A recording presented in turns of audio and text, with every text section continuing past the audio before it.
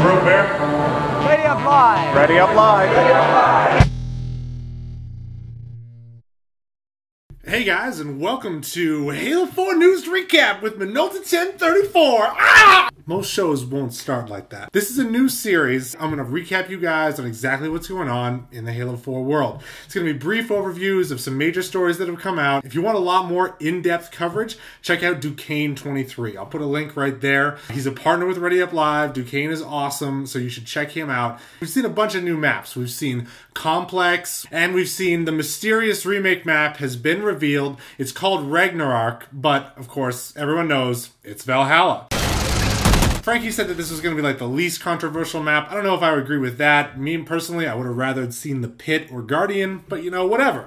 There's also a new game type called Dominion. You're going to have 3 bases, and you're going to want to capture each one and hold it for long enough. The longer you hold it, the more stuff you get, like points towards winning the match, as well as defensive structures like turrets, holographic vehicles, and shield doors. The big thing is that if you capture all 3 bases, there's an immediate sudden death mode triggered where the other team has to capture a base in order to keep the match going. On the flip side of that coin, if you have only 2 out of the 3 bases, apparently it's very easy for the other team with only 1 base to win if they are getting a big resupply late in the game. So often you're forced to try to take that last point away and kind of put your win in jeopardy. Flood mode. Flood mode is a huge deal. We're getting to play as the Flood. This is something people have been asking for since like the start of Infection, like the start of Halo, being able to play as the Flood. It's amazing. The Flood forms look really cool, and people are saying like, oh, the Flood is just like their attack is just like a reskinned sword. Of course it is, guys. I mean, if it was something else, people would be complaining that it wasn't the sword. So either way, Flood mode is going to be a lot of fun. Playing as the Flood looks so cool. It should also be noted that the brand new map we're looking at here is called Solace. It looks really cool, small, close quarters, great for Infection. It looks like my kind of map. I'm really excited to play on this. Halo 4's gone gold. I know this is, you know, a little bit behind the times, but you can rest assured that Halo 4 is actually done and complete. That's what gold means, is that the main game is done. They have a gold master copy of all the files that make up the game. They've sent it off to the pressing factories, and they're going to be making the game so they can actually sell it to you in stores very soon. We've also seen the Covenant and the Promethean weapons trailers. They look awesome. If you haven't already, go check them out. They're super cool. They released a bunch of new Forge details, including a look at a new Forge area known as Impact, which is like a moon-based thing with like asteroids and stuff. It looks awesome. Awesome. Plus, they went into not only showing the gravity volumes, which we already knew about, but they also showed the player trait zones, which we hadn't seen as much of before, which are, again, allowing you to change things like weapons, player damage, movement speed, gravity, all of that stuff within these player trait zones. So that's going to be really cool. I can't wait to see what the community comes up with. In addition to Impact, we've also seen the final Forge map revealed. It's called Erosion. It has an interior space which is used as a Griffball court that we saw during the Halo 4 PAX panel. It also has exterior spaces, lots of cool little holes and lighting effects. It's kind of like a cave system. The other map that we've seen some fly-throughs and some additional details on is Ravine, the one that was originally revealed at RTX this year.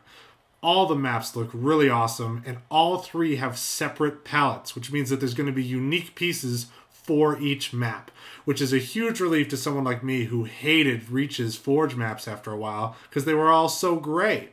So the fact that all of these are going to have unique, different palettes, along with the increased lighting effects and the gravity volumes and player traits, I think that Forge is going to play a major role in increasing the lifespan of Halo 4's matchmaking capabilities.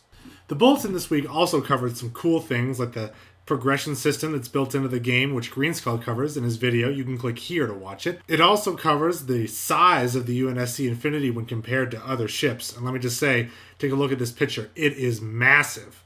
Also, they announced the release date for the Forward Unto Dawn Blu-ray. And don't forget that, you know, Forward Unto Dawn, the new episode is going to be coming out on Friday, October 12th at 3 a.m. Pacific time. So that's exciting. And finally, we got to take a look at one of the terminals from Halo 4, which depicts the Covenant arriving at Requiem 3 years before the start of Halo 4.